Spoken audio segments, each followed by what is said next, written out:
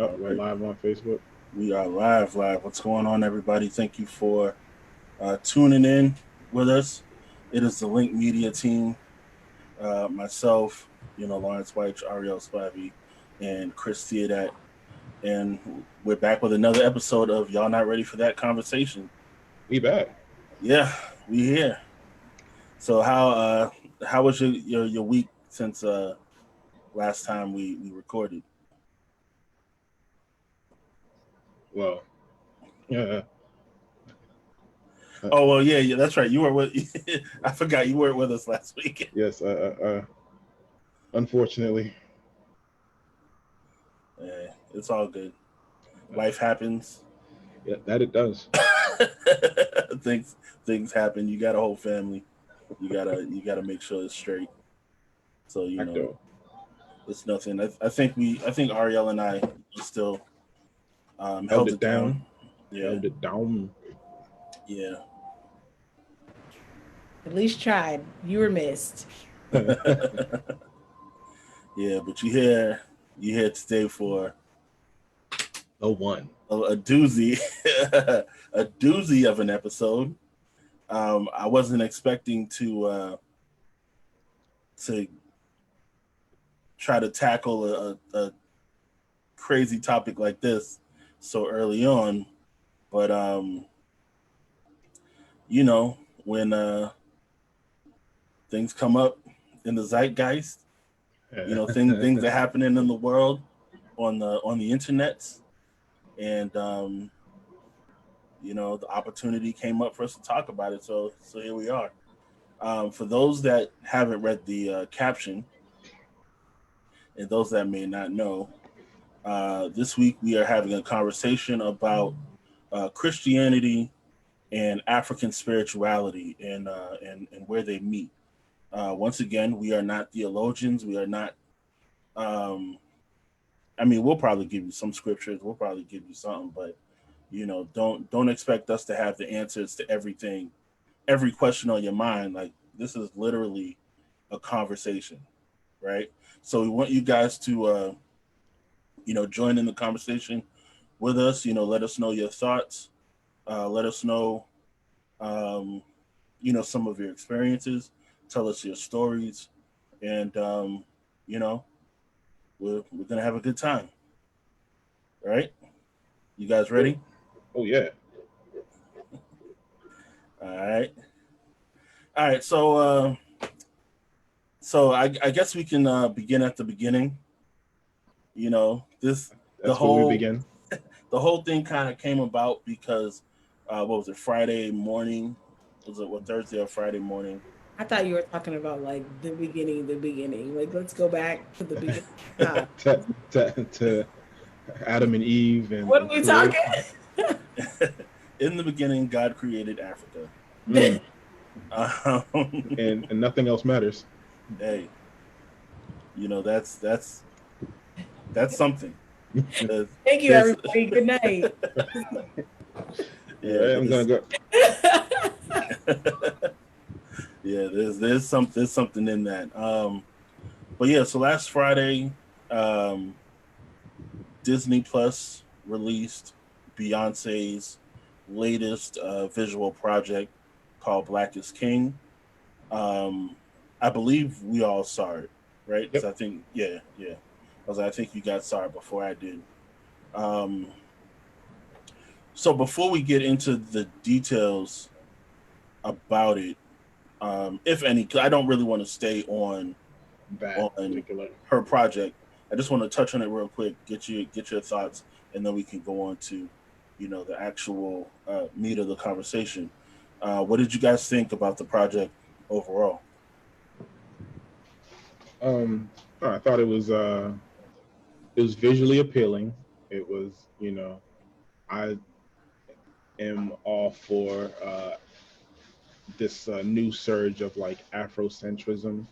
I think it's a really good pendulum swing from where it was, let's say, a few years ago, and even just like coming up. I think this new surge of like Afrofuturism, Afrocentrism is really cool to me. So I really enjoyed it. it's one of those. I love the visuals. I love the some of the imagery.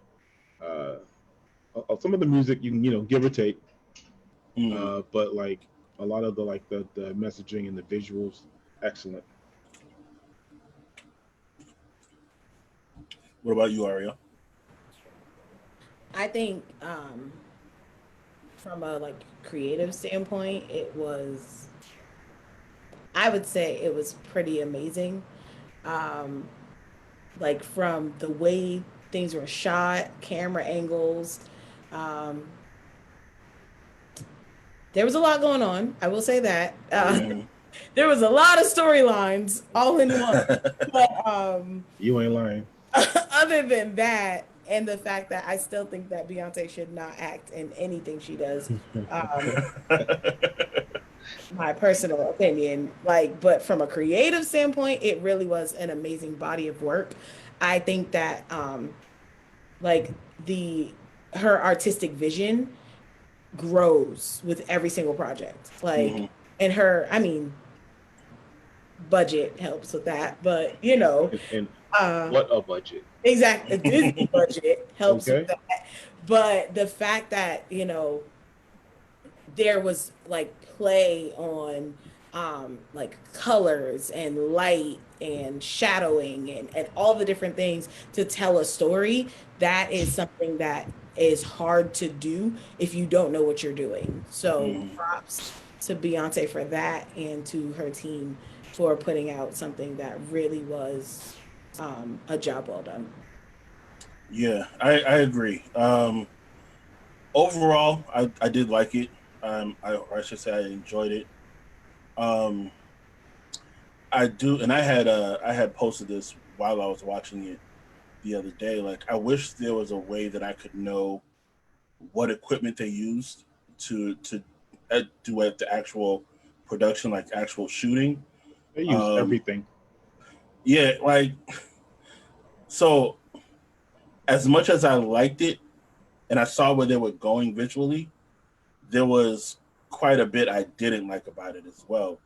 And I think a part of that is because like like I look at videos differently now, especially since what 2012 when we started the Link Media and I got really into shooting.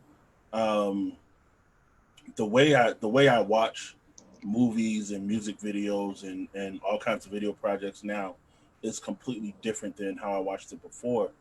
And so there was a lot of times I was looking at it and thinking, people are saying this is visually exquisite and using all of these, wonderful terms. And I'm just like, it's cool, Right. you know, like, yes, I see where they were going, but a lot of the shots were, a term I like to use, ashy, Mm-hmm. the blacks really weren't black, you know, um, but like Ariel said, the colors were dope. Um, there was the dude that was dancing on the beach at first. Oh yeah. I did not realize he was painted green, and so I made a joke saying that the Incredible Hulk dancing on the beach was hilarious to me. Oh, that's funny. Yeah, but then when I saw that he was actually painted green, I thought he was just painted white. And the way that they shot it, he just ended up looking green. Right. When I saw that he was actually painted green, I was like, oh, maybe I just made an insensitive joke about their culture and what they're doing. So I did feel bad about that, and I ended up the more they showed him, I ended up liking him even more. Yeah. He Um, became a focal point. yeah, like there was even when they had like the other dudes that were painted just like him, Mm-hmm. like I still looked for him on the screen. Yeah. I don't remember the name of the song that she was that she was singing, but it was her. She was behind him, and they were in just like a big white room, and they were dancing, like Yeah. doing the same moves. Yeah. I That think, joint was nuts. yeah, that sequence was crazy. Yeah. That dance sequence was dope, and this may actually be no, I don't think this is the same song, but there's another song that had like 4 different features on it, and I remember them being in a room that had like the different pillars, or like they weren't really archways because they weren't rounded, but they were like it was just once again in a big room. They had like the things that were tiled off, Yeah. and I think that song was pretty dope. Um, even when it was playing, I had to go on Spotify and find out what song that was, and add it to one of my playlists, which is not common for me with Beyonce's music. Like I like her as an artist, but I've never gone back to any of her music before and been like, oh man, like this is so dope. I need to hear it again. Right. But Yeah, don't say too much of this, like too loud, Beehive, scary. well, I mean, They already canceled us, if so, because I already said we don't need to be acting or nothing. But I think everybody knows that fact. So yeah. I mean, if they got a problem with anything that I've said, then they just have a problem because, I'm not being disrespectful. You know what I'm saying? I know people like to act like she's perfect, but she's a regular human being just like us. Oh, one thing I will say, one thing I did want to say before we hop off of this part of it is I like billionaire Jay-Z way more than I like Man, cool Jay-Z. yeah. I really enjoy Billionaire Jay-Z, man. like he's always been cool. Like me. Like he's not one of he's never been one of my favorite rappers. Mm-hmm. You said he is yours? he was no. One of, I said. One of. Well, no, I never knew that. But yeah, so I mean, I've always been Because a he was fan. like Common, not the rapper Common. Like Mhm. just simple. Like Yeah, he's always real simple. So yeah, I always liked the way that he raps, but he was just never one of my favorite. And for a while, and even now, some people still consider him, one of the best. He's in a few people's, top 5, and Mhm. I'm like, that's cool. He ain't in mine, but um, the seeing him roll up That was in that so drop, hard. lean back. That was so hard. I think that song was called Mood or something like The that. Mood Forever. That's the best song on the joint. Like that whole video was incredible. Yo, I had seen With the white butlers and Adidas yeah, suits, fam. brushing her grills. Russia, her. yo, and not only her grill, but they had the little boy with his own grill. Yep. No one else can wear that. Yeah. That joint had diamonds in it. Yeah. Like, man, listen. If that's not a flex on everybody else in existence, That joint. like I don't know what is. But that joint gave me the stank face.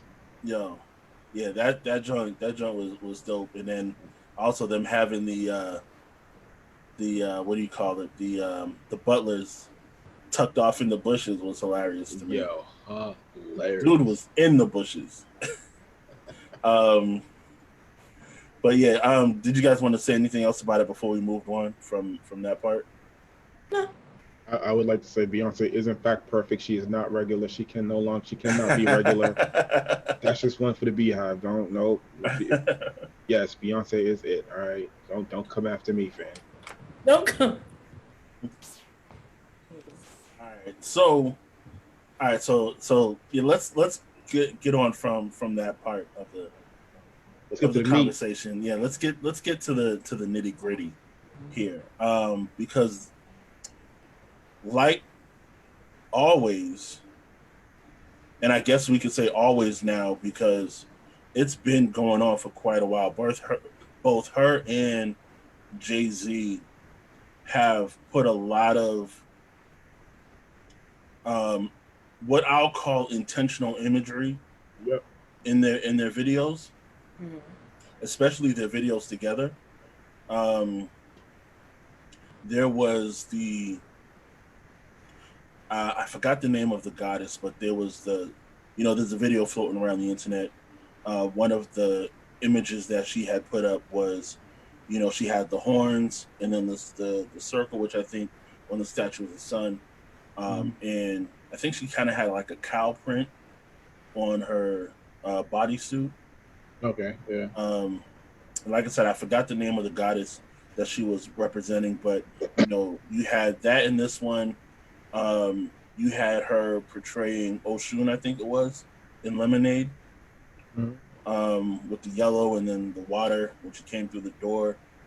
Um, I'm not too keen, or I'm not too up on the Illuminati um, symbolism, but I did see it, put her finger up over her eye one good time, and I think that was one of them. Let me see. In the comments, we got Robert. He said Hathor. I don't know if that's the name of the goddess that we were talking about, but either way, shout out to you guys. Oh yeah, and shout out to Candace. She said the truth will set you free. She must have Mhm. put that earlier when we was talking about just being honest. But Yeah, it says here Hathor is an ancient Egyptian goddess associated latter with Isis and earlier with Sekhmet. mhm, So yeah, she Hathor is an Egyptian goddess. okay, and yeah. So thank you, Robert, for sharing that with us. Yeah. So so first of all, what do you guys think about her sharing these types of images in her work? I think that so. Let's gather thoughts here. All right. I think that uh, it is interesting, right, that we uh, are very quick to feel a certain way about Black people going back to what we feel as our original religions and our original uh, ways of worship.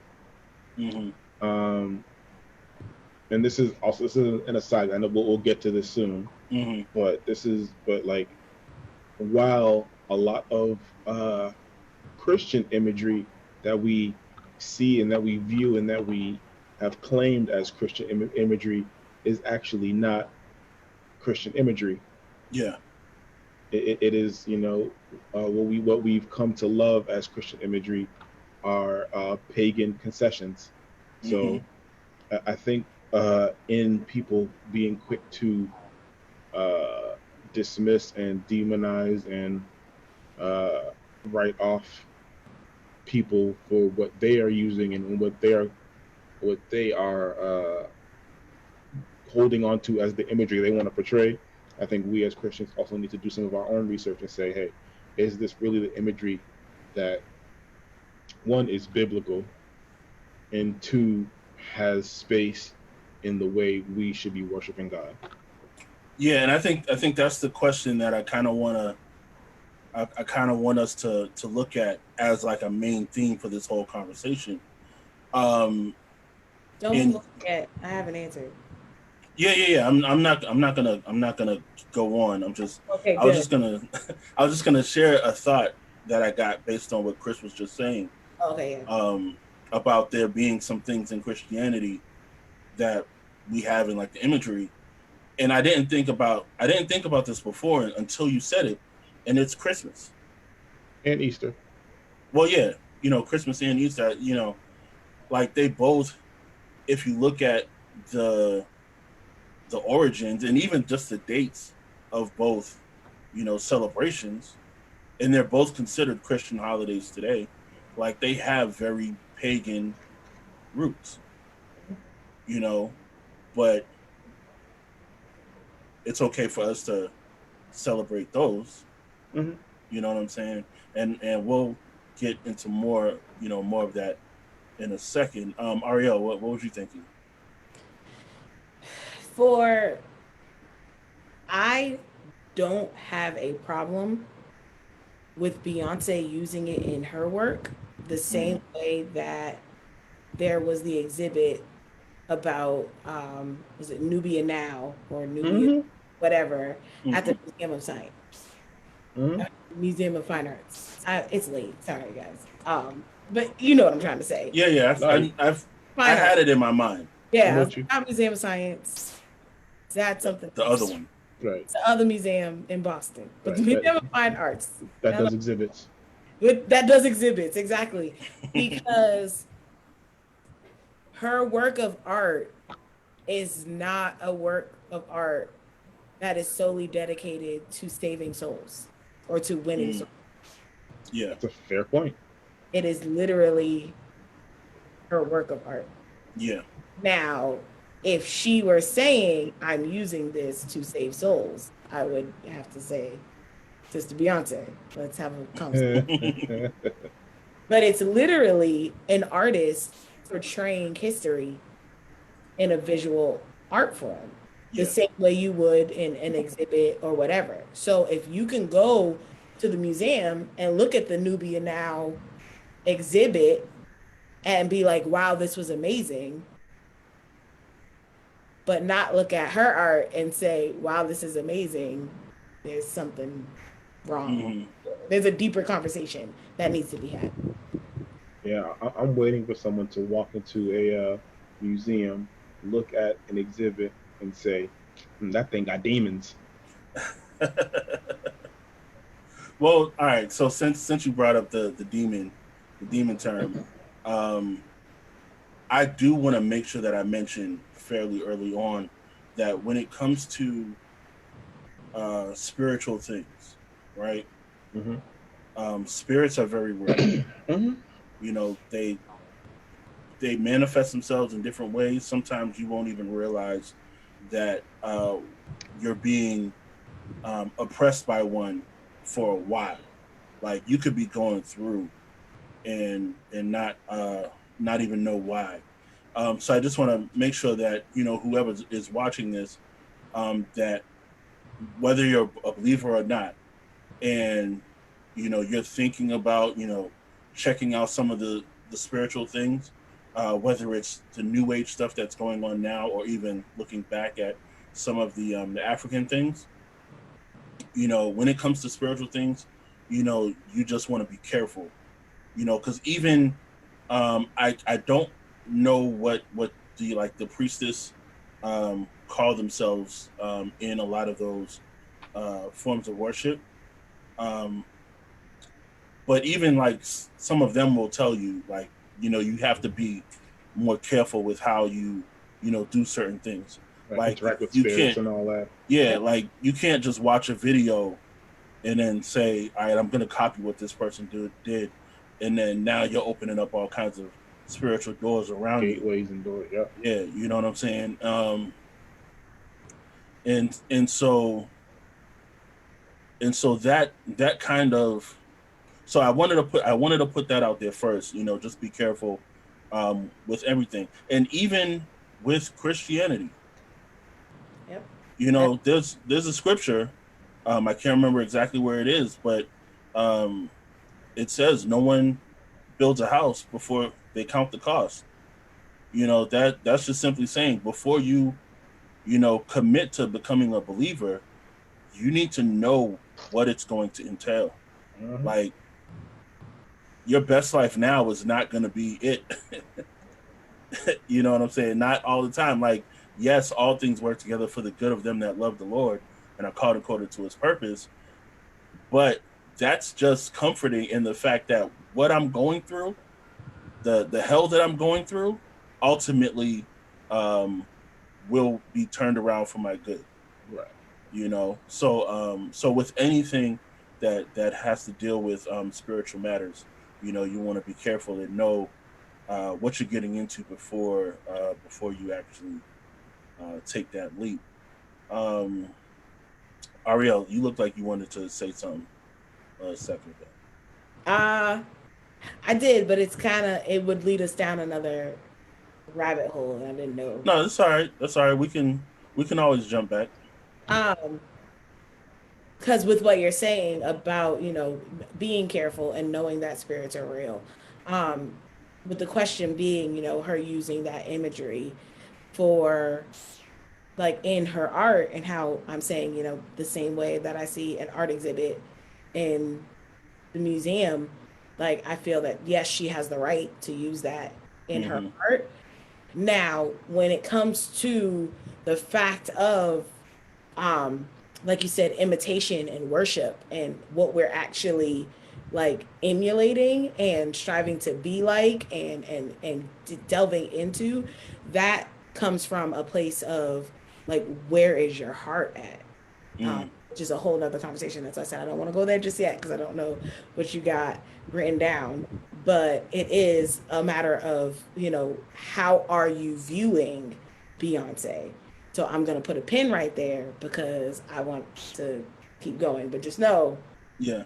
Well, no, no, we can unless Chris, unless you had something else you wanted to share. Um, but yeah, I guess just piggybacking off Ariel, I do yeah agree. Her using it in her art is just that, her using it in her art. And I know like the scripture does talk about we can't hold non-believers in the same uh, light that we hold believers. We can't Yeah. hold them accountable the same way we hold each other accountable. So Yeah. I completely, I don't actually know that Beyonce is a quote unquote believer or not. uh, I just know, hey, she makes music, she entertains people, and she's on her pro-black Afrocentrism. Cool. Yeah. She's not using it to save souls. She's not using it to bring people to Jesus. So I can't expect her to follow the guidelines I would follow when I make my own art and do what it is that I do creatively. Yeah. I mean, even as a believer, you know, and this I guess goes into that age old conversation in Christian hip hop about Christian rapper or a rapper that's a Christian. They're both the Ugh, same thing for one. yeah, Um, but for two, like as a believer or as an artist, everything you make doesn't have to say Jesus. You know what I'm saying? Like, and everything that you make that says Jesus doesn't necessarily mean it's pointing to. yeah, right. yeah, that's facts. Um, but all right, so I came to that conclusion a while back because I thought about it, and I'm like, everyone, like I said, the conversation was in Christian hip hop circles, so it always pointed at Christian rappers who they verbalize their beliefs most times. The things you rap about, the things you say, you know, directly come from who you are as a person, right? Right. But then I had to look at it and I was like, I don't rap, but I'm also an artist. I'm a visual artist. Mhm. Everything I do isn't a picture of Jesus. You know what I'm saying? Yes, there have been times when I've made art and I wanted to showcase a biblical theme or something Christian related, but everything I've done hasn't been, you know, let me put this out and save some souls with this picture. Right. You know what I'm saying? Sometimes I just got to get a message out of my head. You know, sometimes it's just something that I see and I have to create something. Even as a graphic designer, you know, if you hire me to do a logo, I'm not gonna hide little crosses In the all in your logo. logo because I'm a Christian. You You know might what I'm have to. saying? That might be lit. I mean, Yes. that's that. I'm not gonna make that my Easter egg for when I'm old and gray and people look back at my old work and I'm like, oh man, look at this genius. Like, no, that's it's in a but it's inappropriate as a business person. You know what I'm saying? You're not coming you're not coming to me to have me hide Christian themes in your work. You know what I'm saying? Or are Um, we? I mean, if you want, if you're out there and you need a graphic designer, you need some stuff done, and you want me to hide some crosses in it, let me know. I can hide them. Right. But but yeah, like I mean, that's a big thing. You know, we can't hold anybody to the same standard that we hold ourselves. You know what I'm saying? To an Like, extent. yes, to an extent, but the reason why I said we can't do it is because even if our standard is the Bible itself, Right.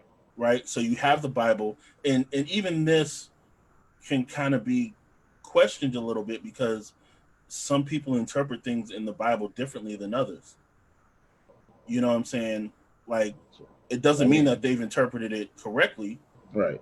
but we can't force them to believe what we believe. We can't force them to think how we think. That's why we have denominations.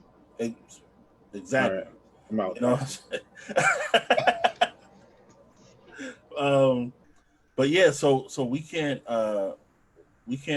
force people to live up to the standard that we hold for ourselves. Um, oh, so like I was saying, even if we hold the Bible as our standard, we still don't always live up to the Bible ourselves.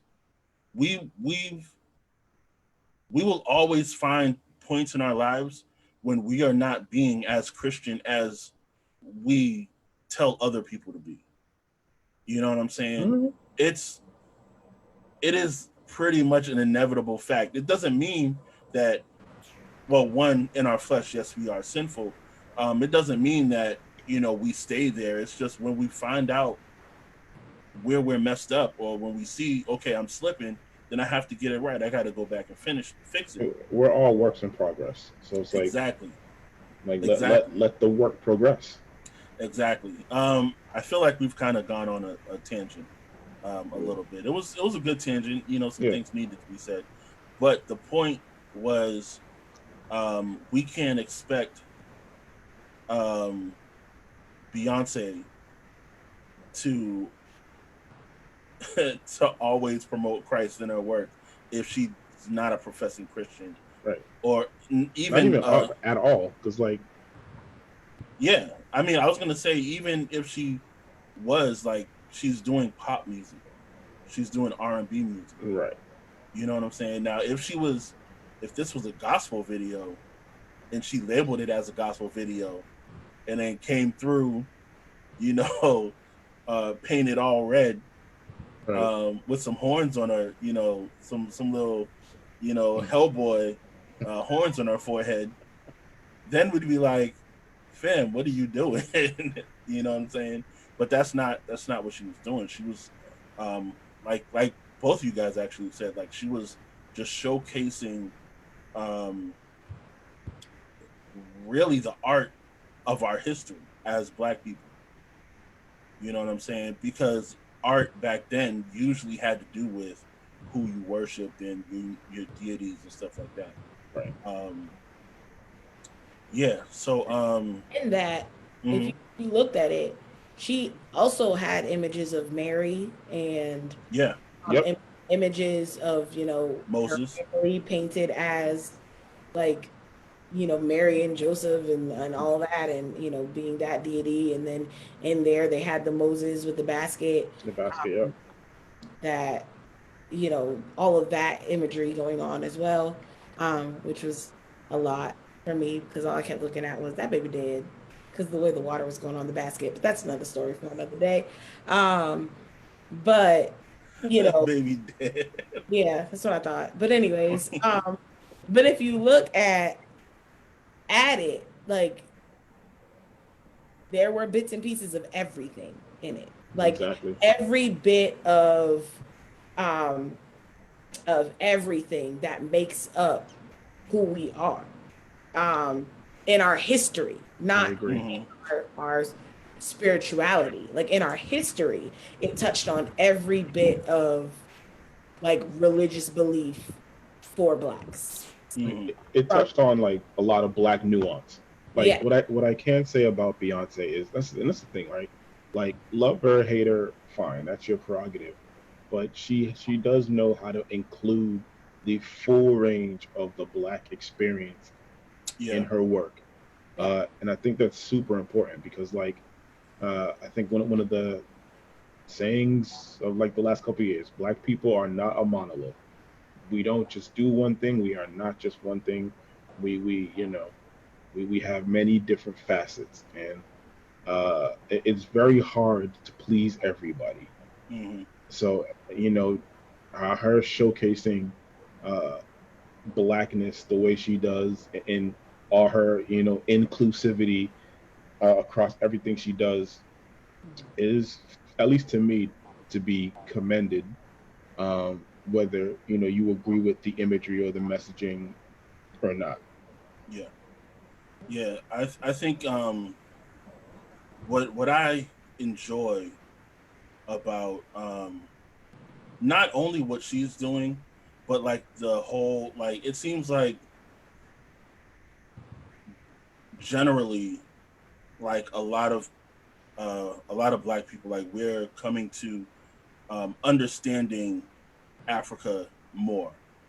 We're finally learning our history. Yeah, you know, like I thought about it. I think it was a couple of months ago when I was watching. Well, it actually led me to watch the PBS docu series.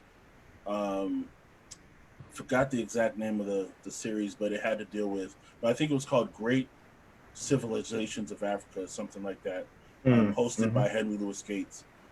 If you guys haven't seen it before, definitely watch that because it literally goes from um, the first people through slavery, or at least to slavery, right? And the reason that I had looked it up was because I randomly had a thought, and I was like, wait a minute, what were Africans doing during the Middle Ages?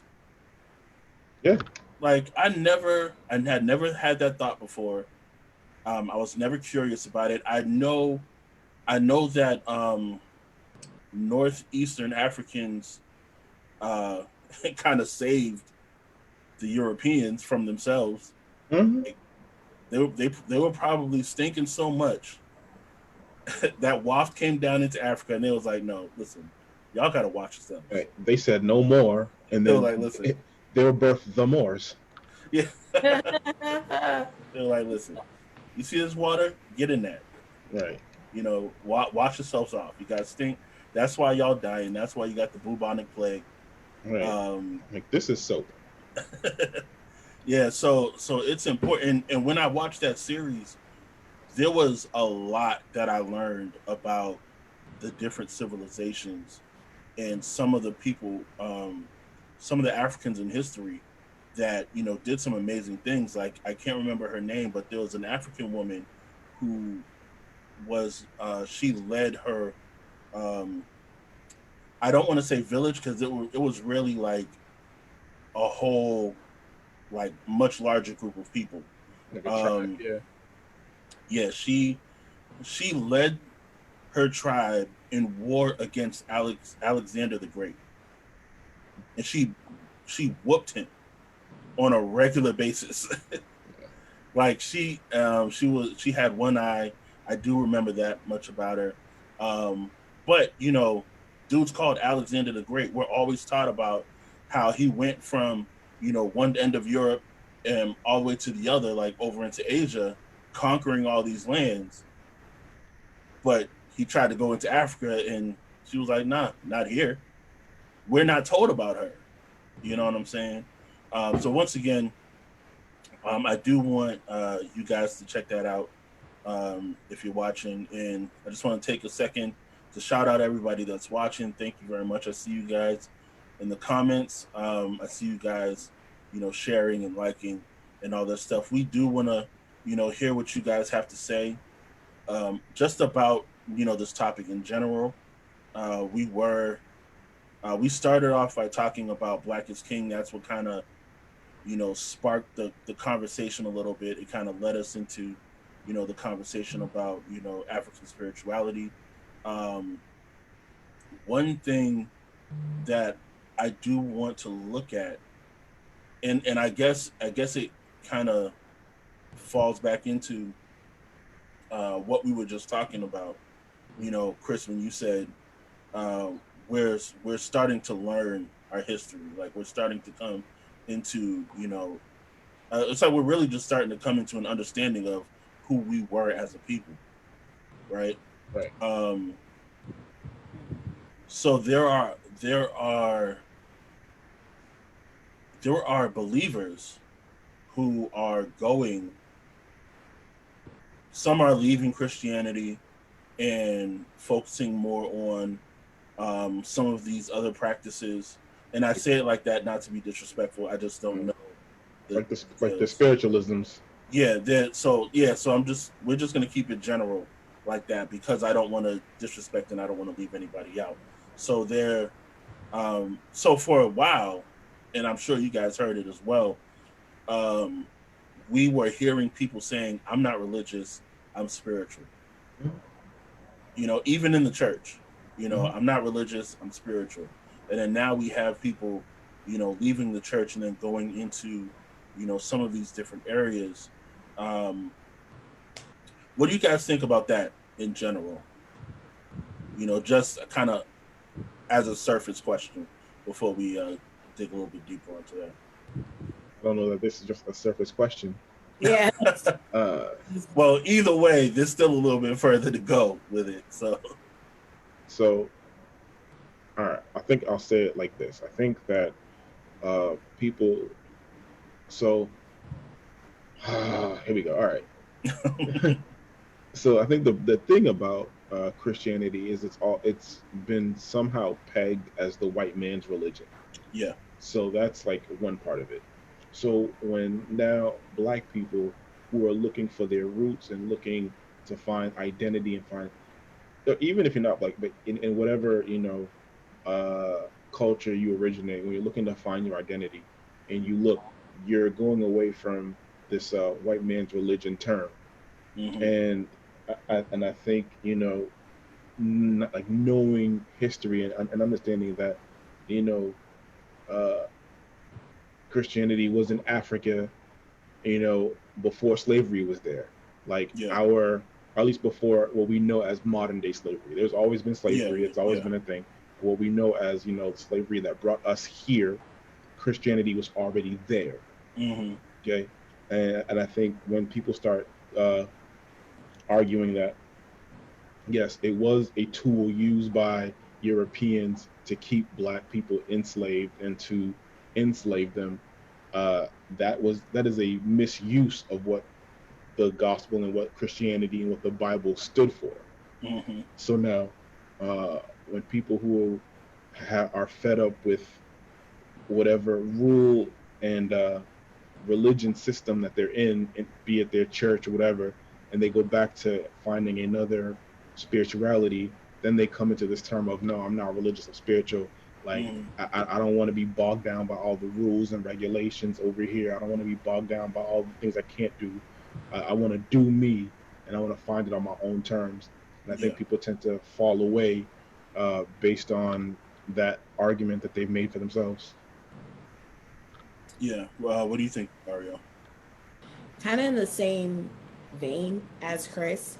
I think a lot of the falling away that we see now because people are saying, I want to go back to my roots and I want to go back to, what my ancestors did and all of that, is a byproduct of, um, the like, don't look at the man behind the curtain phenomenon that kind of went Yeah. on. And so instead of saying, yes, like this is what is out there and this is why what we believe is truth, it was we just don't even look at that because it's not Right. right. And so, going the way I see it is it doesn't hold up with the scripture that came to mind for me was study to show thyself approved. Mm-hmm. And going, so I literally just pulled it up. 2 Timothy 2:15, because if you want to read it yourself, that's it. 2 Timothy 2:15, where it says, "Study to show thyself approved unto God, a workman that needeth not to be ashamed, rightly dividing the word of truth." And so when you're rightly dividing the word of truth, well, if you have truth, you have a lie.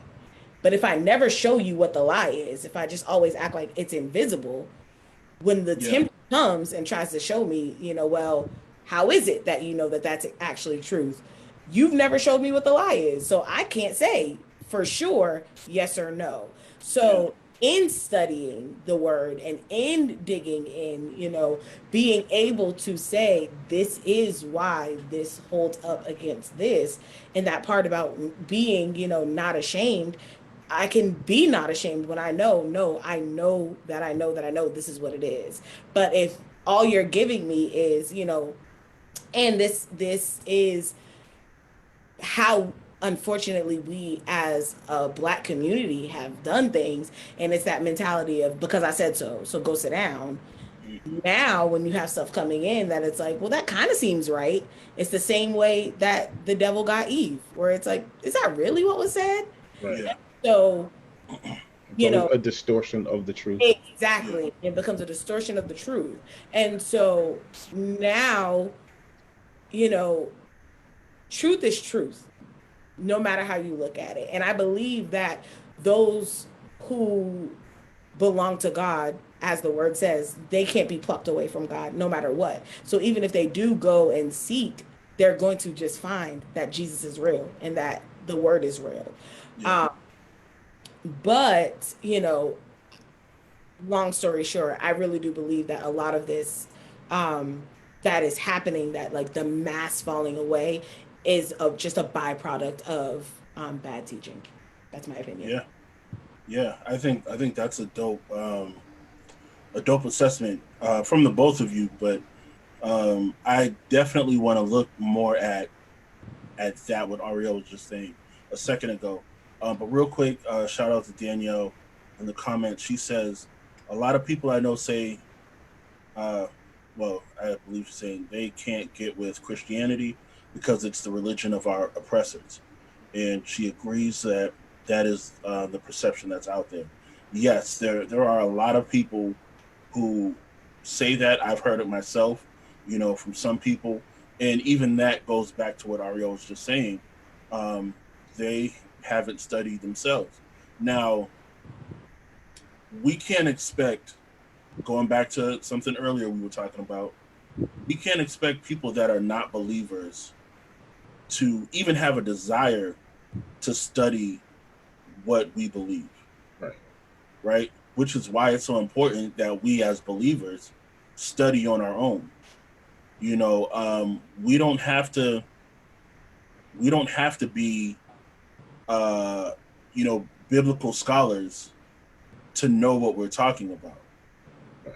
You know what I'm saying? We just have to care enough about what we're talking about to know that, um, or not even to know how to share it with other people, but when we have questions for ourselves, find the answer.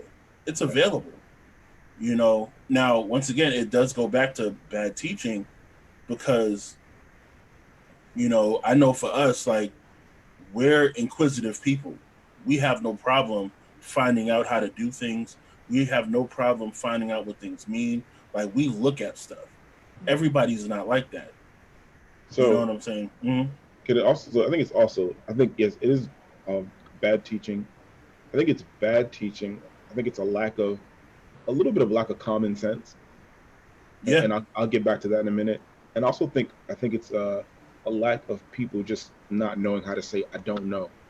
Because I think what yeah, happens is when people don't have an answer, they make something up, and now the made up thing becomes the thing. yeah, Okay, and even without the lack of common sense, it's like so.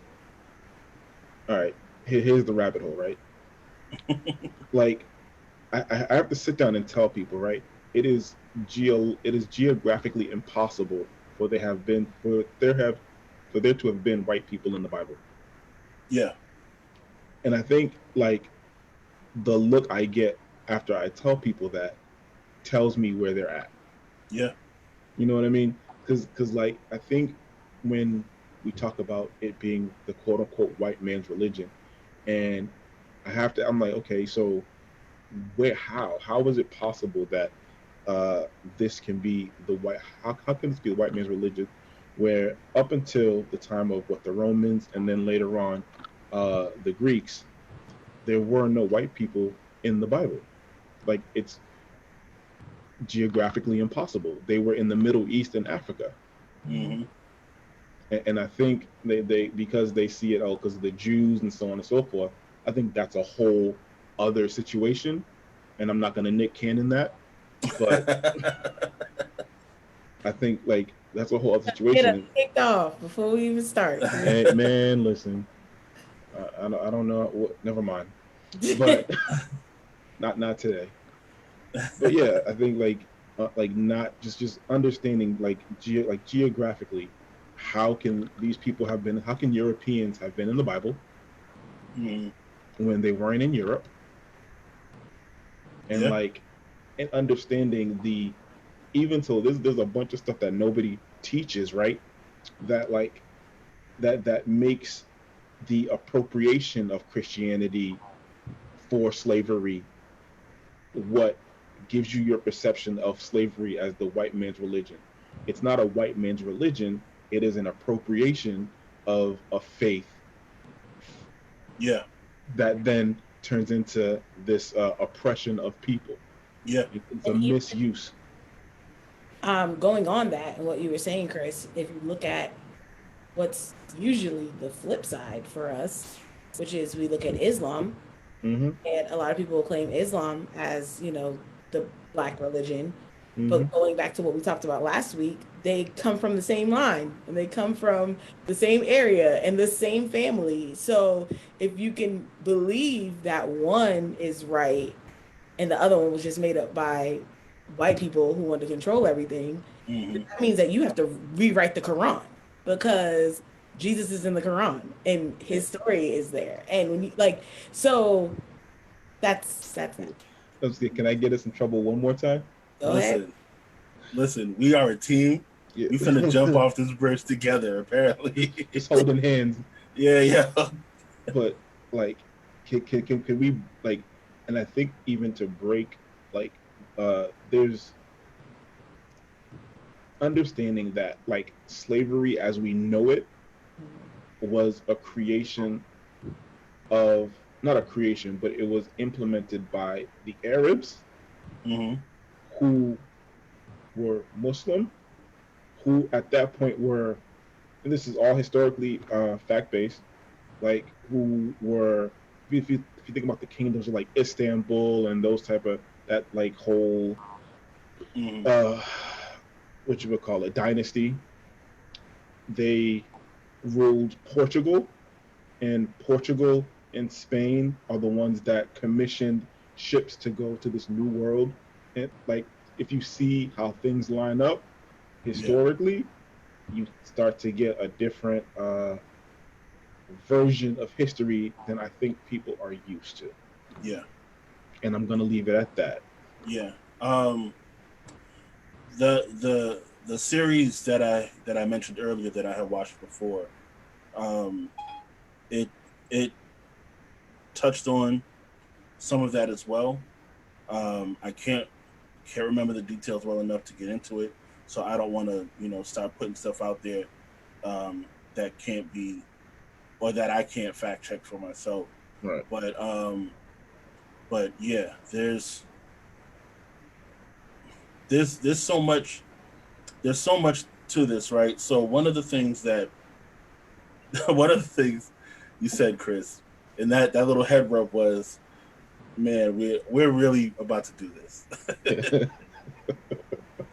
But one of the things that you said about there not being any white people in the Bible, white wasn't a thing Yeah. until they dehumanized Africans and called them black. They just called them a color. Mm. You know what I'm saying? Among other things, among colored, among nigga, among all kinds of things. So like, before then, like you said, they were uh, from Spain. They were from um, what was the dude? He was from Denmark. The dude Leopold, I think that was his name. Yeah. He went into the Congo and killed like 15 million Africans and maimed. You know what I'm saying? Like Mhm.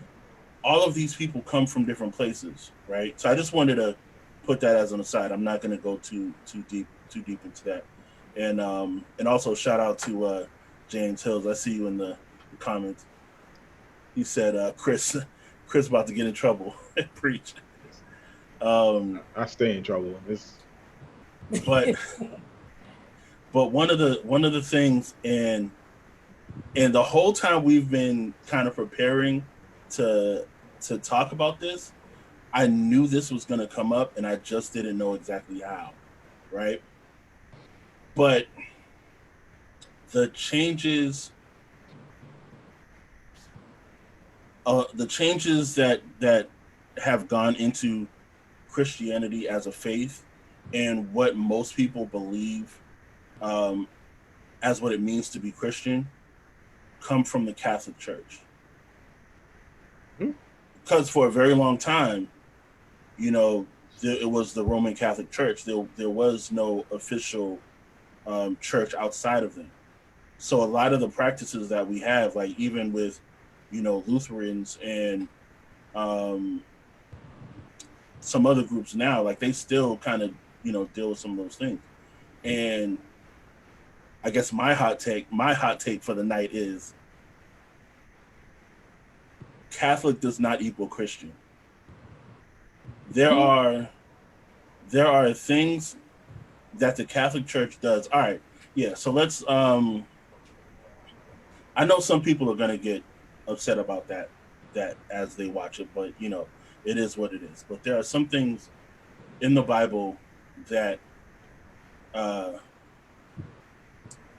that are specifically said, like they're said not to do, and the Catholic Church does them. You know, one being calling their priest father.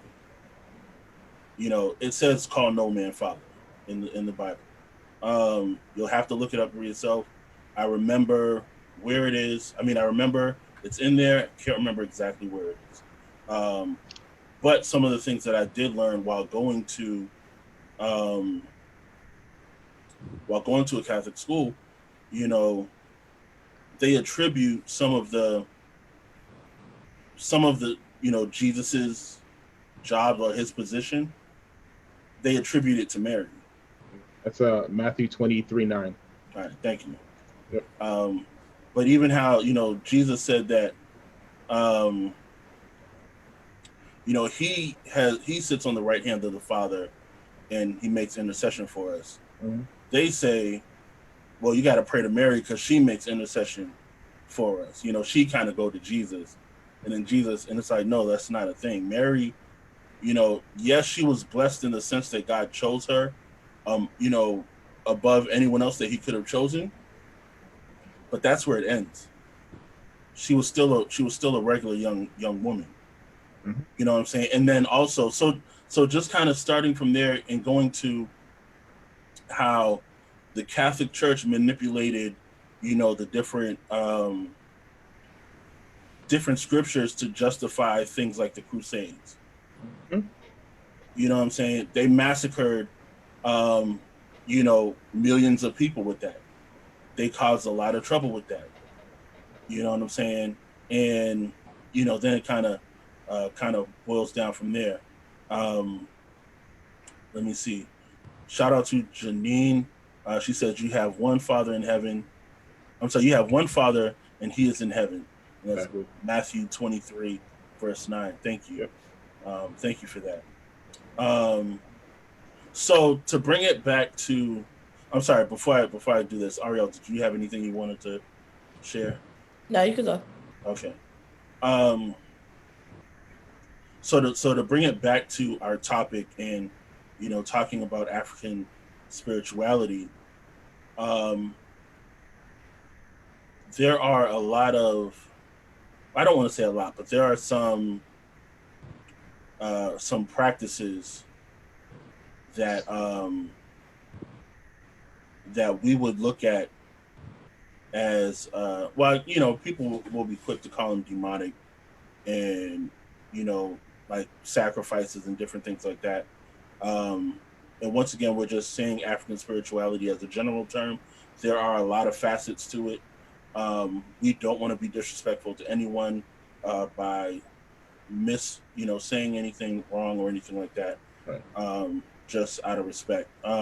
So, and we also have to Mhm, like, so there's a couple things that I'll put aside. So now, like we're talking about the Roman influence on the church and the Roman influence on Christianity as a whole, mhm, and to do that we have to go back to things like the Council of Nicaea and all these these things where these things shaped the church. So uh these were Romans, these were people from Turkey. These were people.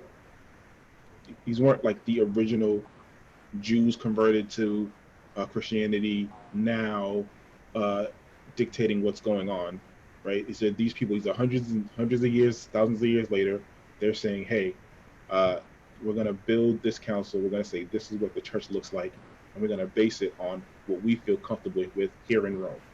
mhm. That's a that's an aside. Also, uh, I want us to be careful too, because I'm like, I think oftentimes we conflate uh, Afrocentric art and imagery with African spiritualism. And I Hmm. think those two things are very dangerous if you put them together, because now, just like uh, what ends up happening is, you know, anything that looks black now looks demonic.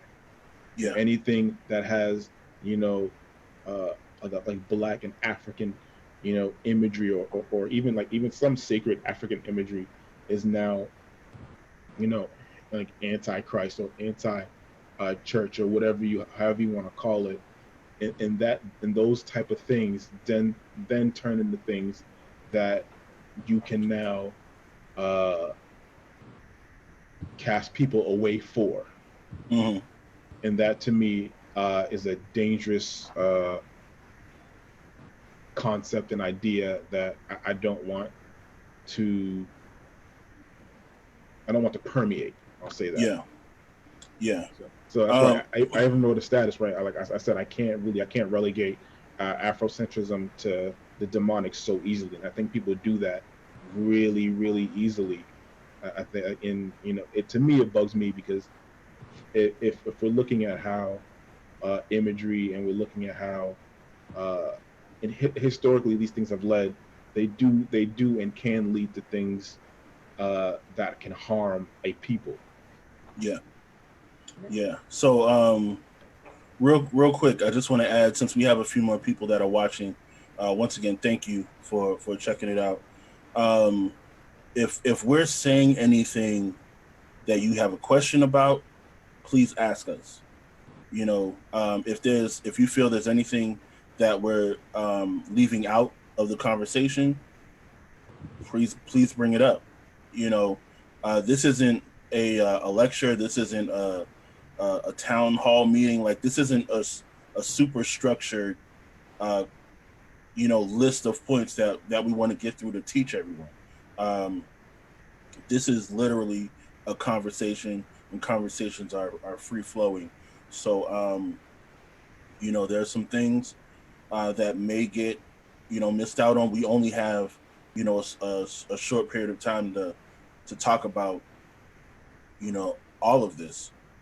So please be a part of the conversation. If there's something you want to add, please definitely add it. I have the chat open next to me, so I'm keeping an eye out to see what your comments are and stuff like that. Um, but yeah, so Chris, I remember when you posted that, and I thought that was I thought it was interesting. I did like it because even going back to what I was saying about, like, my curiosity with finding out what was going on in Africa during the Middle Ages, um, I'm always kind of wondering, you know, what does um, what does Christianity look like outside of colonialism? Yep. You know what I'm saying? Like, Yep. so for me personally, I can only like, and I'm saying it for me personally because there may be something I'm missing, there may be something I've overlooked or forgotten about. Um, I don't know everything, but what I always come back to is, as a believer, people know that you are a believer through your love. Mm-hmm. If no one else is able to love unconditionally, it should be us. Right. It's not in um, what clothes you wear. It's not in what day you go to church. It's not in what you do at church. It's not in what you do outside of church, outside of loving your neighbor, Right. and worshiping God and loving God.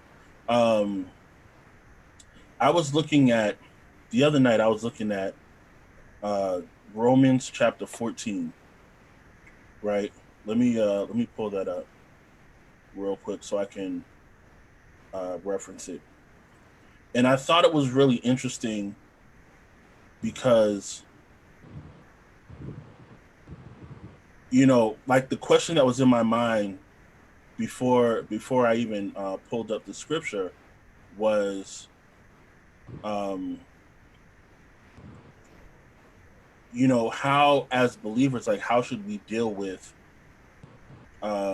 things like this, and like people that don't believe the way that we do, and it was just a myriad of questions that were in my mind, pertaining to this. And I thought it was interesting that, I kind of came to, the scripture, because Romans 14 is talking about how we should interact with other believers that don't believe exactly the same way that we do, right?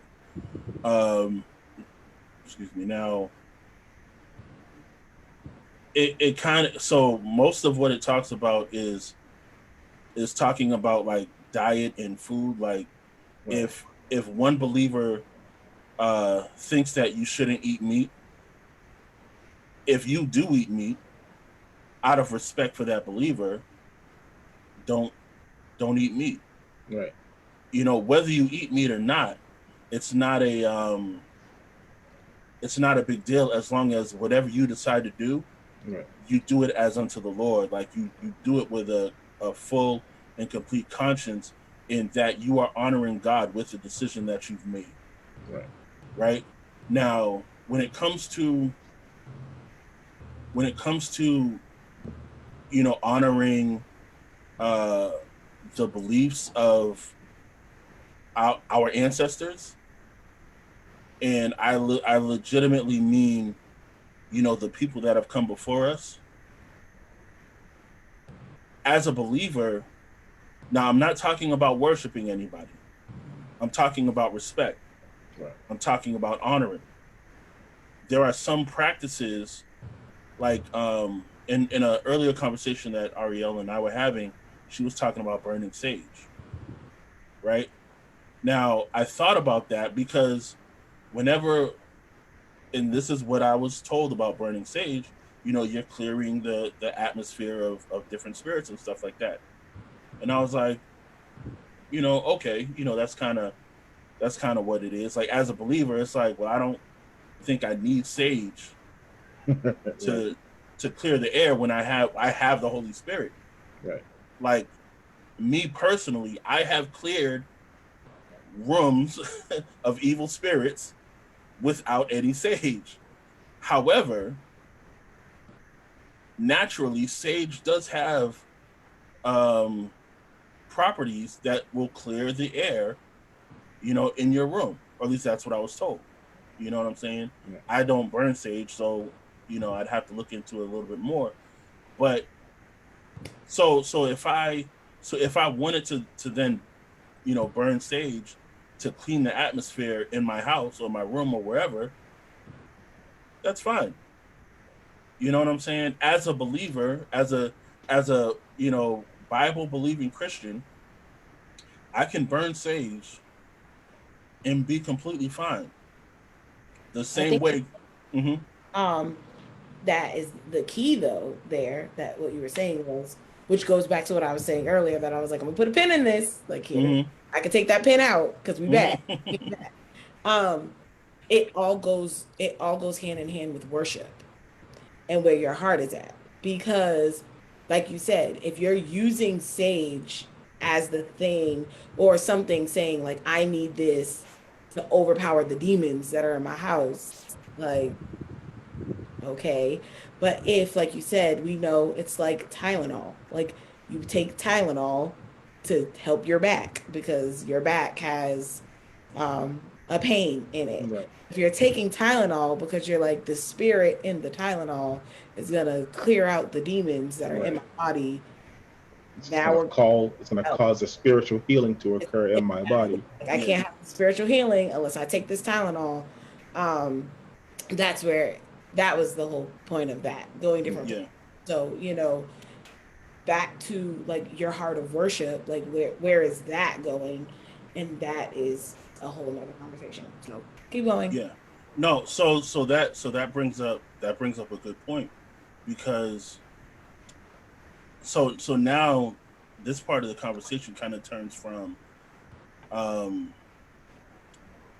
how we should how we should act as believers into how we should respond to other believers that act differently than we do, right? Because faith and worship are not they're not exactly the same thing, right? Okay. Yep. So you can have faith in Jesus. Oh, I'm sorry. You can worship Jesus, but your faith not be strong enough to trust him in every area of your life. So there are other things that you learned about, there are other things that you've done, you know, in the past, or other people, or you've been influenced by other people in your life that kind of teach you these different things. It if you go to those things, know it's probably not the best thing for you, Right. but you are not condemned because you've done it. Right. There is therefore now no condemnation to those who are in Christ Jesus, and we're talking about believers, Mm. right? So, and just to go back to Romans 14, the very first verse says, "Him that is weak in the faith receive ye, but not to doubtful disputations." You read That's stuff in English. Like Yeah, I was gonna say I that's King James. I don't know why. I have listen. ESV. Would you like me to read Yeah, I that? was gonna say I don't Listen. even know why it switched to why it Like switched to Verse are you KJV. on? Which I one? know we're old school and we love King You James. said first verse? Yeah, Romans 14, first one. I don't Oh, Hey, know how that happened. like as for the one who is weak in faith, welcome him, but not to quarrel over opinions. Yeah, One person believes he may eat anything, while the weak person eats only vegetables. yeah, I'm sorry. So hey, okay. So I think so for me, right? I Don't think quarrel over opinion, though, Chris. right. I'm not quarreling over. Listen, you can have your. You know me. I'm Mister. Don't argue with nobody. Like you can have your. And I've taken that stance because this is like the scripture I go to. Like I'm not gonna argue with you like over uh over faith over. So for me, there are things that are a matter of correction. hmm Okay, that just does need to be corrected. I think anything we do that's supposed to be an aid to the power of Jesus has to be put away. So to me, things like sage and like crystals and all and rocks and all the stuff we do, these things are these things are supposed to do things that Jesus can already do. yeah, Yeah. You know what I mean? So I think there is a level of like, all right, if you're doing them, you don't really need it, especially if you understand the power you already have in the name of Jesus. hmm You know what I mean? I'm not, I will issue that correction. I will say, hey, this is who you are in Christ, because a lot of these things are identity, uh, they're identity based, where you don't know the power you have. So you're using inanimate objects to say, Now this spiritual earring, this is going to cleanse my chakras, and and it's not going to do none of that, because Yeah, your identity in Christ already has made you clean. Your identity in Christ has made you condemnation free. Your identity in Christ has made you a son or a daughter of God. Like, your identity in Christ has already done those things which you're buying $100 rocks for, yeah, and and and I agree. and, I agree and with you bushels of 100%. grass, right? I agree with you 100%. Right, But remember what I said. We're changing the conversation from what we do to how we respond to other people right, that don't do what we do. Now, yes, and Janine said it in the comments. Um, and yes, sage is not biblical. I wasn't saying that it was. I was just saying that naturally it has properties that we can use. So it all goes back into the worship and it your just tastes faith good. and all that stuff. Sage is kind of fire, It tastes like but great on turkey. but the comment that she said, another comment that she said was, "But aren't we supposed to speak the truth in love to one another?" Yes, we are. Mm-hmm. Yes, and speaking the truth in love, first first the person that you're speaking to has to be able to receive you. Mm-hmm. You know what I'm saying? Yelling at someone, berating them, or even a lot of times just coming to them, showing them how wrong they are from the jump is not, even though in your heart you're doing it lovingly. Love is about how it's received by the other person. Yeah. So yeah, sometimes we don't be saying things in love. We just don't. Like, like I think it's this. Like, we gotta. I think we gotta, like. So, like, yes, we are supposed to speak things in love, right? But also there is some credence to just like not quarreling with people. Like, all right, I've told you this. I'm going to let it go. Like, Yes. I'm not, like, it is not my place to keep nudging and nudging and nudging and nagging and poking and poking. If I've told you this, so even like Paul says, right? He says, I gave the gospel. Some believed, some didn't. Yeah. All right, I give you, the correction. You take it. You don't take it. But you cannot say you were not told. Just like in Ezekiel, if I give you something to tell someone and you don't say it, your blood is on their blood is on your hands. Yeah. If I give it to you and you say it, you're cleared of all wrongdoing. All you got to do is say it. You don't got to nudge. You don't got to keep nudging. You don't got to force it on them. You don't got to beat them over the head with a Bible. Yeah. You just got to say, hey, this is what it is. There's some correction that needs to happen here. All right, but that's it. Therein lies the love. Sometimes we, as Black people, because of our home training, have a real issue with how we say things to people, and where we think it's love, but it don't be love. Yeah. It's wild. It's wild disrespectful. Yeah. But Um. and that's also Mhm. that goes to um like a matter of when you think about speaking the truth in love, is it love or is it you trying to put a notch on your belt saying, look what I did? Mm.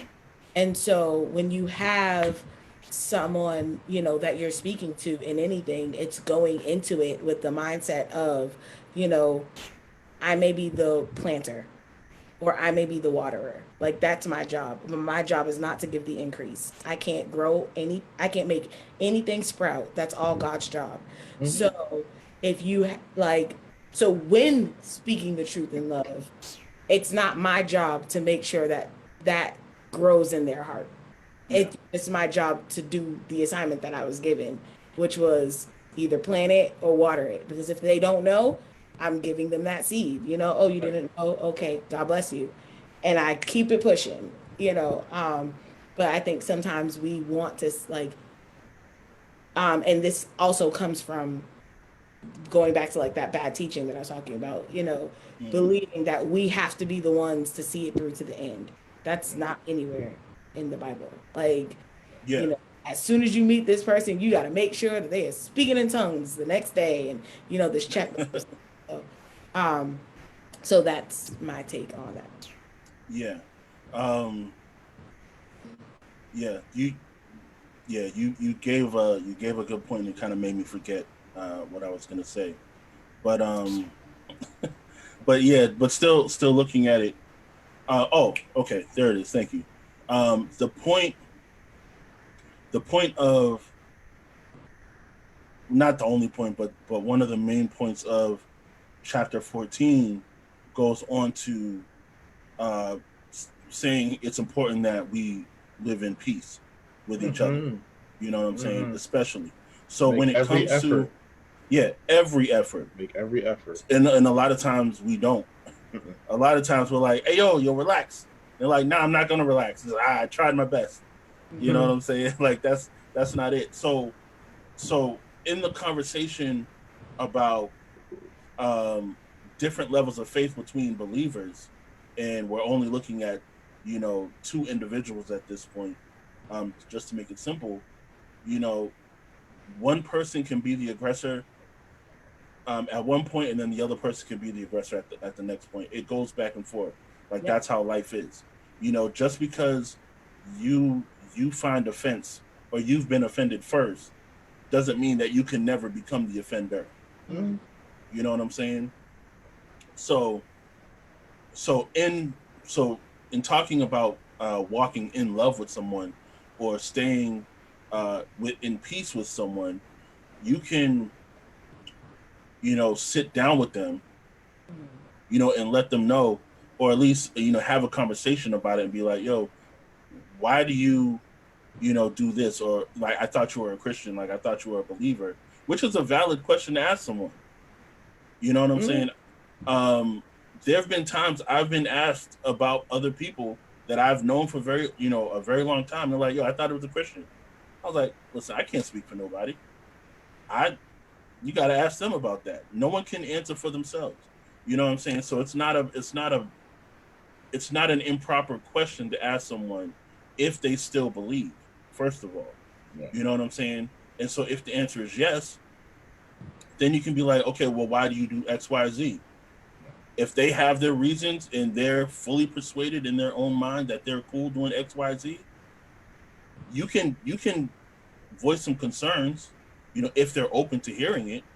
But at the end of the day, if it's that big of a deal, just let them know, I'm really uncomfortable with you doing that. If we're gonna be around each other, if we're gonna work together, please don't do that around me. You know what I'm saying? Or you let them know, I think that's wrong. If they hear you and they change, that's cool. You want a brother. If they don't, cool. You can go on. It doesn't have to be a whole thing. And I think the reason why it was I was kind of letting us stay in this area for a while is because, going back to our main point, a lot of the conversation that has been going on online after Black is King came out was this very thing. I thought she was Christian. I thought she was doing this. I thought she was doing that. Now she's showing off these demons, and this is demonic. That's demonic. You know what I'm saying?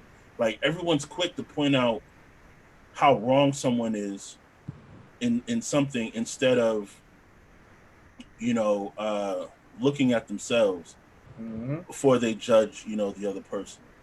You know what I'm saying? um yeah. Yeah. Everyone can see the was it the speck of dust in someone else's eye. Not Yeah. the pink in their own.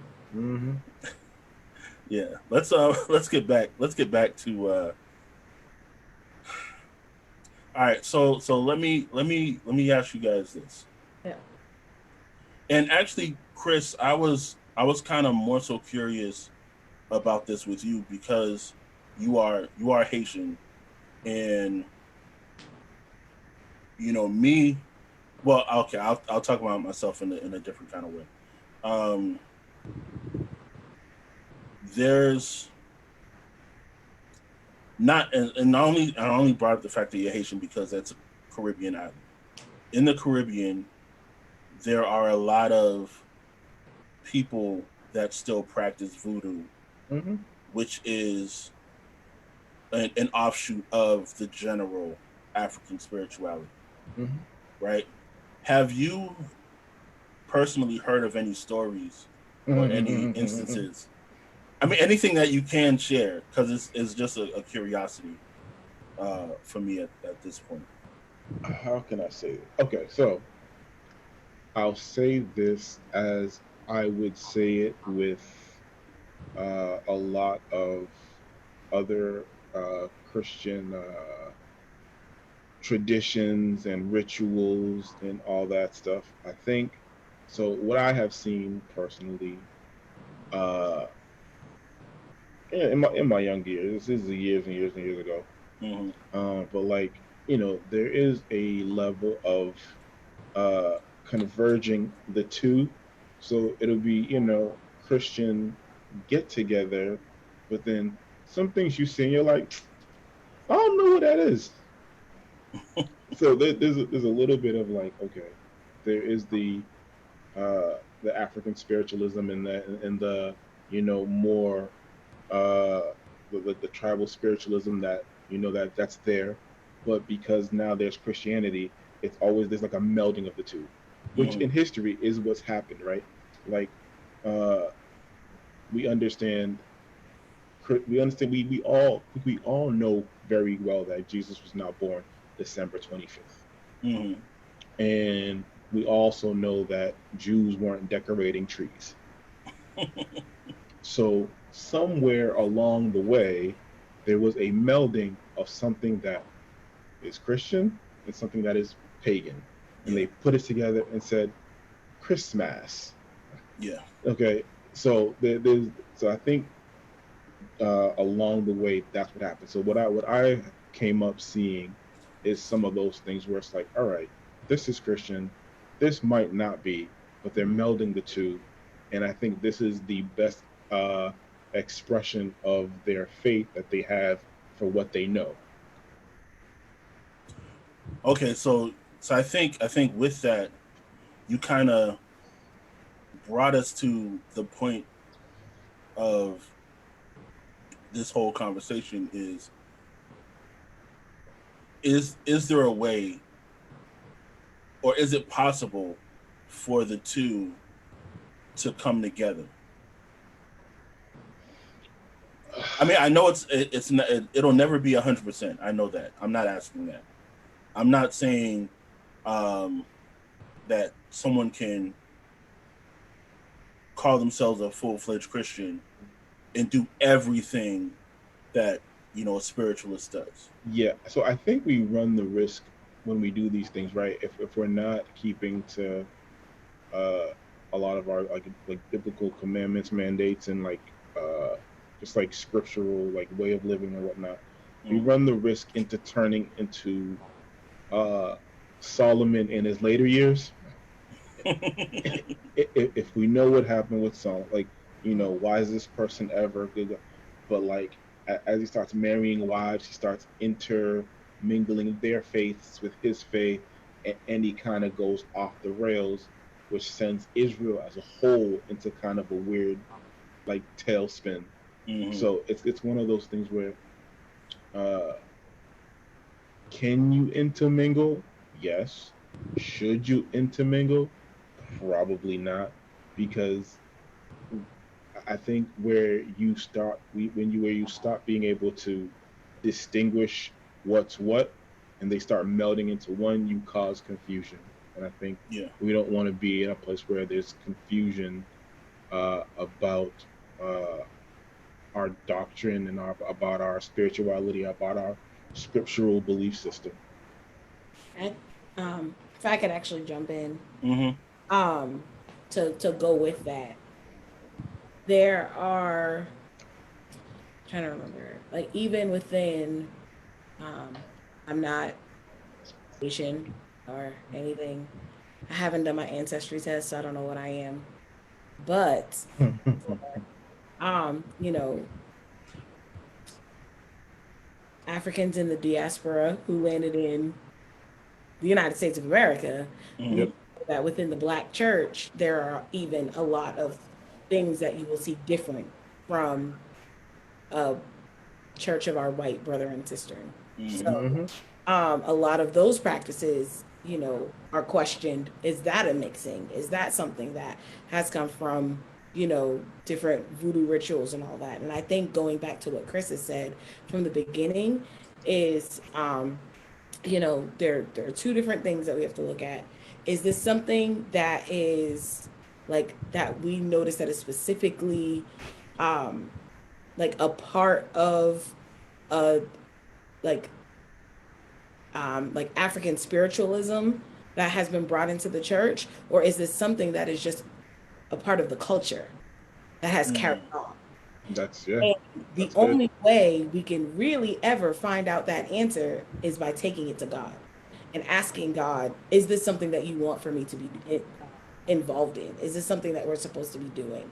Because with anything that we do, it can quickly turn from being something that is, powered by the Holy Spirit and powered by the Word to Mm-hmm. powered by being a fanatic and powered by just getting caught up and swept in whatever it is. So when taking that, because yes, God created us all, He knows that we like rhythm, we like beat, we like moving our feet, we like We singing. have it.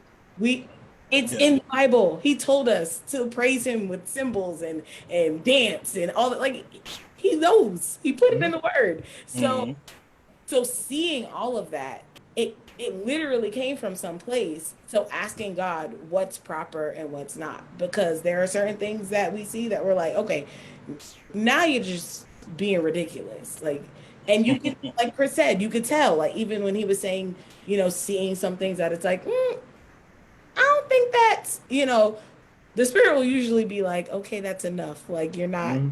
I'm I'm having a taco in the corner. Like I'm not here no more. So yeah.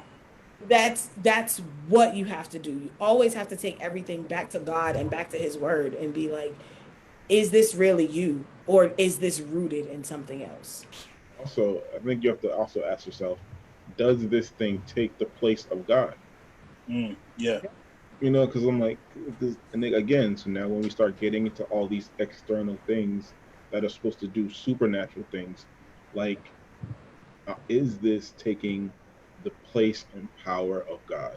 So Mhm. that's when you start getting into, all right, does God want it? If we know God to be a jealous God, Mhm. then He does not want us using, you know, a sanctified mouse to cleanse our house, and like what I mean, like we understand who God is, and we understand, uh, we understand who God has called us to be, and and when we start getting into what's culture and what's taking its place, is this thing a tool, or is this thing a replacement? Mhm. Mm, So and we have to be very careful with what, uh, and how we use, uh, culture and external things that don't pertain to God for real. yeah. Yeah. And just for a matter of transparency, because like I said, I wasn't pointing out the voodoo and the Haitian just for the sake of pointing it out. There are other cultures around the world that we come from. Mm-hmm. One thing that I've always been curious about, even before I became curious about the African stuff, is uh, my heritage from being native, and where that fits. Now one thing that I do know is that God is able to use anything. Right? He is able to use everything, right? And there are some things in in my family and in my life that I've had, um, that other Christians had deemed to be demonic. One of them being a dream catcher. Mm. You know what I'm saying? Now I know what they mean. I know what they stand for. You know what I'm saying? That doesn't mean I had one because I believed that it worked. I kept one because it was something of that part of my heritage that I was able to hold on to and I was able to keep. You Mm-hmm. know what I'm saying? Um, and then to have it demonized Mm-hmm. made me feel like I was being demonized. You know what I'm saying? And And so even with that, I think like that's kind of where where we kind of find ourselves in learning about our history as Africans. You know, like even with what you said, Chris, about the artwork.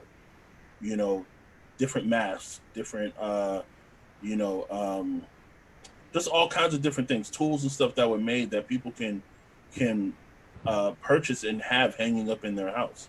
Yeah. You know, having a warrior mask that has a an intimidating face or has an intimidating look on it doesn't mean that's a demon hanging up in your house, some spiritually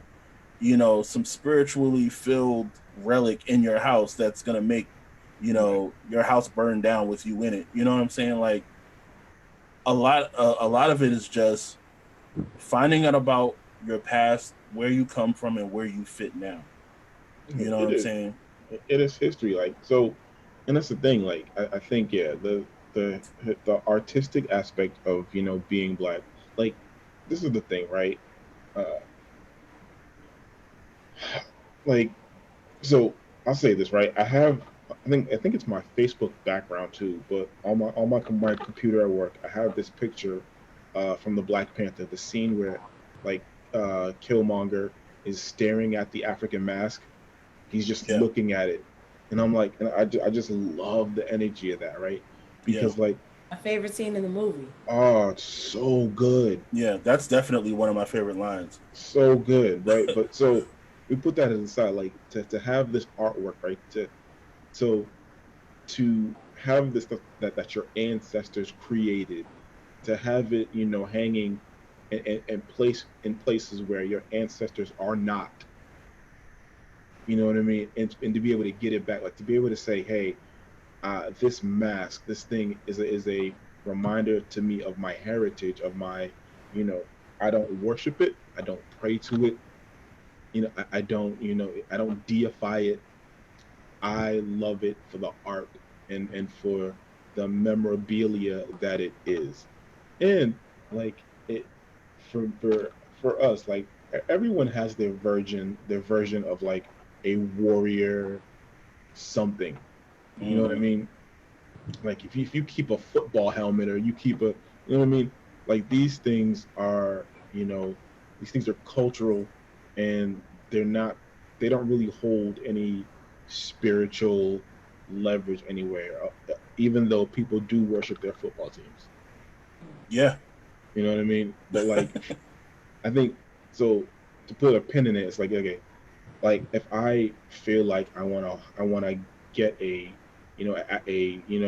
Kenyan warrior mask or a Nigerian Igbo warrior mask, that's because I understand that that is my heritage and my culture, and I hmm, come from that tribe, and I want that as a uh I want that as a piece that symbolizes part of my identity. You know what I mean? And listen, we are all called to be warriors. Hey, we are called to make every effort to live in peace. But there is a time for war. yeah, yeah. That is true. That's very true. Real quick, because it's past time. Yeah, yeah. Um, but I do want to make sure I mention William Shivers said, "Don't forget it was mislabeled, and the history of it was wrong. They took it and put their spin on it." Mm-hmm. And I know, or I believe he's talking about the movie, but we also know that that happened in real life. Mm-hmm. You know, once again, even with the church, even going back to what we were talking about, the Catholic Church. The Catholic Church labeled a lot of things demonic. They labeled a lot of things antichrist. Mm-hmm. They they still do it, to this day. They pick And, and choose what they want to have a problem with, and what they and, don't want to have a problem with anymore. and kept their Um, Easter bunny and Easter eggs. Fam. yeah, you know. Before you keep Hmm. going, No, no, go ahead. Go, cut me off. well, I'm actually reading a book right now um, called Healing Racial Trauma by Hmm. Mm-hmm. Eloise Rowe. And in it, there was she's different characters in the book. They're not characters, they're vignettes of people's lives. But one of the people that she talks about in the book was actually native and was talking about coming to the faith and being a Christian, but then going back and learning on how to find Jesus in being Native American and going back and asking, God where he is in Native American history and like taking that time to do the work to see God and see Jesus in who she is. And I think that that is something that has been like that we kind of get rid of, and we think that, and again it's that narrative of that whole like the Catholic Church putting their stamp on it, like this is what it is, this is what you got to be. But again, Jesus saying that I will draw Gentiles, I will bring Gentiles in. I like it's not just going to be that I'm only for the Jews, like I'm Yeah. pour out my spirit upon all flesh. All flesh. At somewhere along the line, when he poured his spirit out on Native Americans, there was, he was right there with them when they were doing, whatever it was, and he was there. And so finding God and finding Jesus and where he has always been, because he said he'll never leave us nor forsake us, which means he's always there, he's ever present. So that is something too. And like Lawrence was saying, how it felt like he was now demonized, because it's like that whole culture is demonized, like everything about it is demonized, but not looking at it that way, but looking at it and finding Jesus because he's always there, and seeing how did you play a part in me and in the creation of me, because you said you knew me before the beginning of the earth, which means Amen. you knew when Native Americans were created, you were there. When Haitians were created, you were there. You were there. When Bajans were created, you were there. So you didn't just find us when we got to America. You didn't just find us when we became slaves. You always knew who we were. Every Right. Yeah. And not only did he know who we were, he put the pieces in motion to make us who we are. Exactly. Because there is a purpose for each and every one of us, the three of us here, and then everyone that's watching. Like, God has a purpose for all of us. You know what I'm saying? And all of these different aspects of our past and who we are today come together to give us the ability to do what he's called us to do in the future. Right? So yeah, so shout out to Janice. I saw that she said, dang, me and my friend just tuning in and y'all are wrapping up. Yeah, I'm sorry. If we could do this entire recording all over again, uh, you know, just for you guys, we would, but it's late and we got to get off. But this will be available.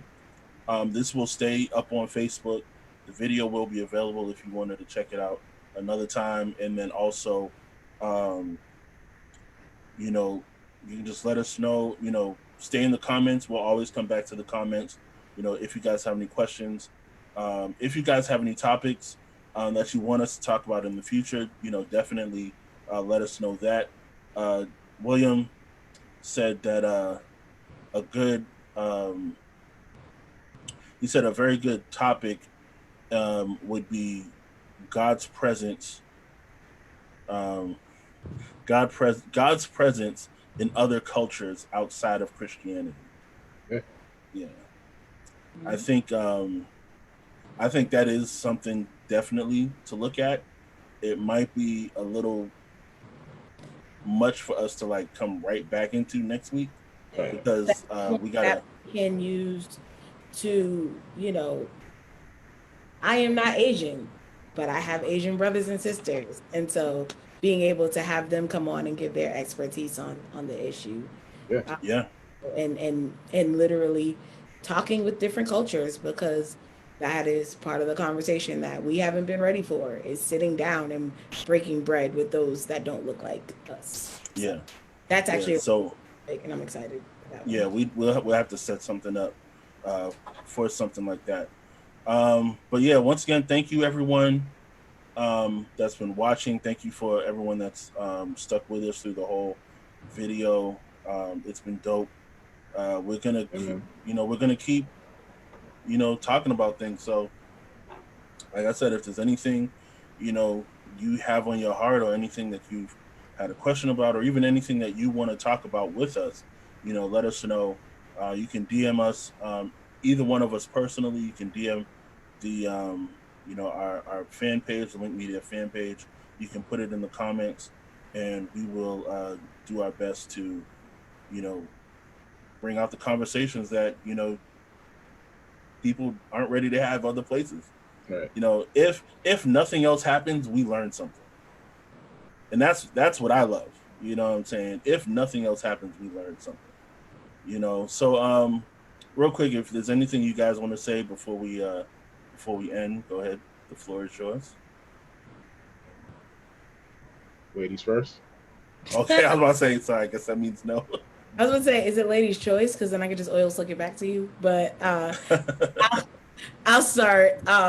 Thank you, as Lauren said, for tuning in. I have been enjoying these last few weeks and getting to really get into conversation with you all, my brothers and sisters that are watching, and digging deeper, because if we've learned anything from 2020, it's now is the time to seek truth and to have real dialogue and real conversation. So I'm glad that we're doing this now, and I'm glad that you guys are right there with us. Um, Same. Thank you guys very much for rocking with us. We really do appreciate it. And we, I think we all love doing this. Kind of a cool way to, outlet and express ourselves, and Hmm. for us to just, have conversations that we don't normally have on a day-to-day basis.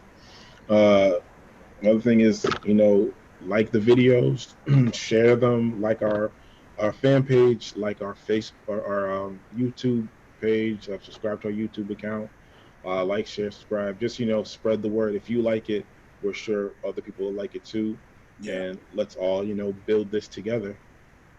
yeah. And last week I said that I want us to get the fan page to 1,000 followers.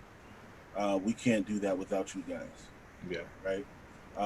So like Chris said, if you enjoy what we're doing, someone else might as well. So share the page, share the videos, and yeah, we'll see y'all next week. All right, yeah. bye. Peace.